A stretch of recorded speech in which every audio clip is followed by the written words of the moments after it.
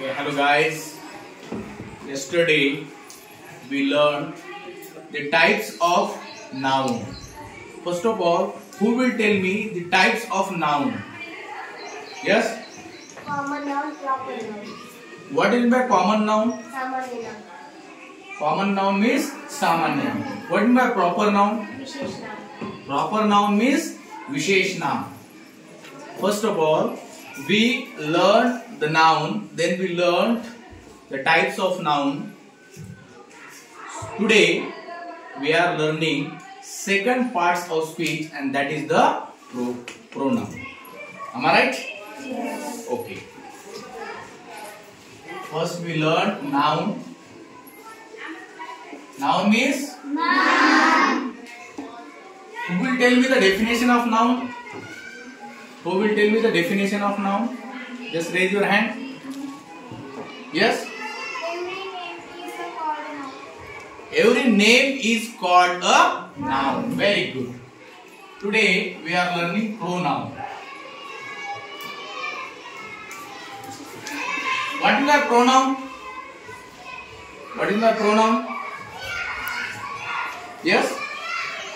Pronoun comes No. What is mean by pronoun? Pronoun म्हणजे काय? Pronoun म्हणजे काय? हा. तुला अर्थ विचारतोय. Pronoun म्हणजे सर्वनाम.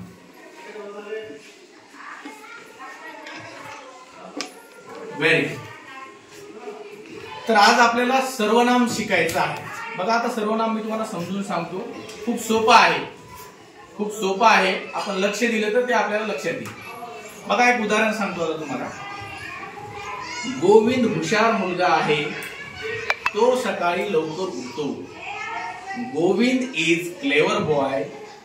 ही wake ups early in the morning. या वाक्यामध्ये गोविंदच्या ऐवजी कोणता शब्द आलेला आहे? यस?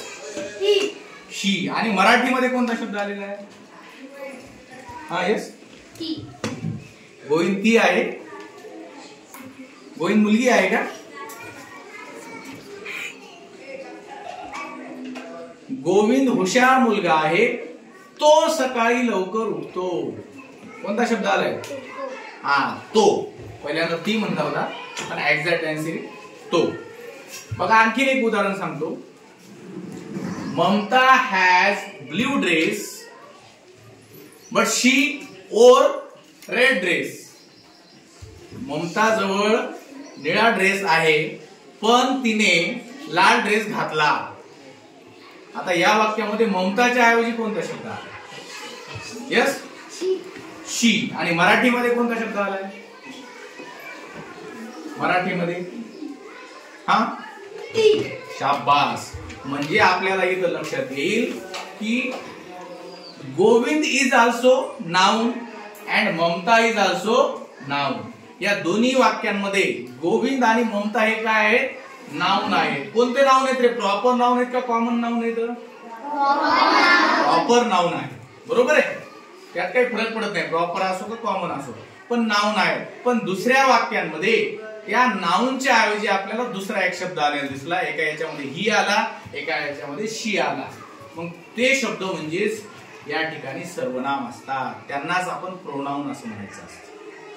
मराठीमध्ये याची डेफिनेशन सांगायची झाली तर नामाऐवजी वापरल्या जाणाऱ्या शब्दाला सर्वनाम असे म्हणतात. आणि इंग्लिश मध्ये याची व्याख्या जर करायची झाली तर pronoun comes in the place of noun. चला मी ही व्याख्या लिहितो बघा आता. Definition. Pronoun comes in the place of noun. Pronoun comes in the place of noun. म्हणजेच मराठीमध्ये नामाऐवजी वापरल्या जाणाऱ्या शब्दाला सर्वनाम असे म्हणतात. सर्वनाम ही संकल्पना नाही काय अडचण नाही.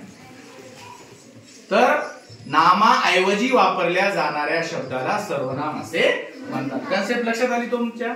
आता याचे एक्झाम्पल पाहूया. बघा आता याचे एक्झाम्पल बघत असताना तुम्हाला माहिती आहे त्याचे एक्झाम्पल काय आहे. बघा I, we, he, she, it हे शब्द नावाऐवजी येतात. पण याचे सुद्धा 3 प्रकार पडतात. बघा आता याचे 3 प्रकार बघा.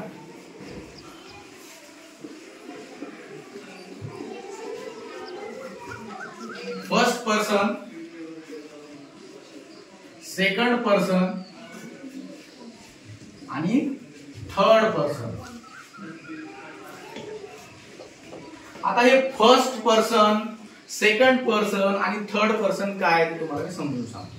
फर्स्ट पर्सन म्हणजे कोण, त्यालाच मराठीमध्ये प्रथम पुरुष असं म्हणतात. आता मी तुम्हाला बोलतोय, I am speaking with you. Who I am? Who am I? I. मी कोण आहे? आय. म्हणजे जो बोलणारा आहे तो प्रथम पुरुष असतो आय. त्यानंतर आपण सगळेजण बोलू लागलो वी. म्हणजे आय आणि वी हे 2 काय आहेत? फर्स्ट पर्सन आहे. ते बोलतात, स्वतः बोलतात, त्यामुळे फर्स्ट पर्सन आहे बघा, आय आणि वी. आता सेकंड पर्सन कोण असतो? आपण ज्याला बोलतो. आता मी बोलतोय, तुम्हाला बोलतोय, बघा आपण नेहमी म्हणतो you go there, you come here. म्हणजे आपण ज्याला बोलतोय तो सेकंड पर्सन आहे. मग आपण नेहमी कोणाला बोलतो? पुढच्या माणसाला. पुढचा माणूस म्हणजे कोण? यू. आलं का लक्षात? हा झाला सेकंड पर्सन, यू. आता थर्ड पर्सन म्हणजे कोण? की आपण ज्याच्या विषयी बोलतोय. आता मी आणि शैलेश बोलतोय, आम्ही कोणाविषयी बोलतोय?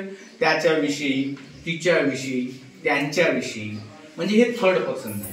म्हणजे याच्यामध्ये ही, शी, इट आणि दे.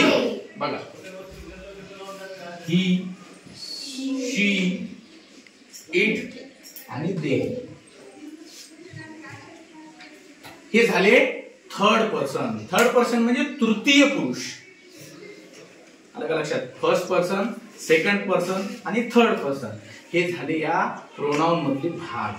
आता एवढेच प्रोनाउन आहेत का? तर नाही, याचे आणखीन पण प्रोनाउन आहेत बघा.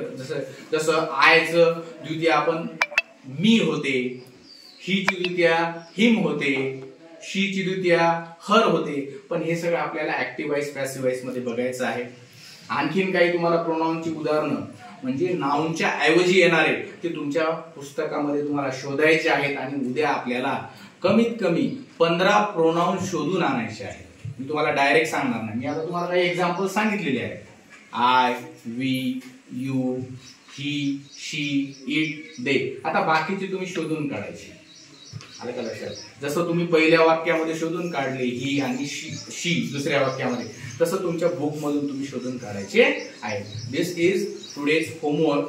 Just write down the definition of pronoun, write down the examples आणि मराठीची जी व्याख्या आहे एकदा सगळ्यांनी मला म्हणून दाखवा. प्रोनाउन सर्वनामाची व्याख्या.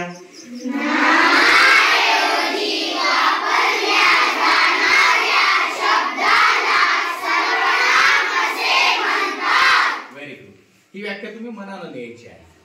ठीक आहे. इंग्लिश डेफिनेशन इथे लिहिलेली आहे, एक्झाम्पल्स लिहिलेले आहेत. तुम्हाला उद्याचा अभ्यास सांगितलेला आहे मी की तुम्हाला तुमच्या बुक मधून प्रोनाउन शोधून काढायचे आहेत. आपण रीडिंग करताना जे जे आपल्याला आढळतील ते आपण शोधून काढायचे आहेत. Okay. Tomorrow we will learn our next part of speech. See you tomorrow. Thank you so much.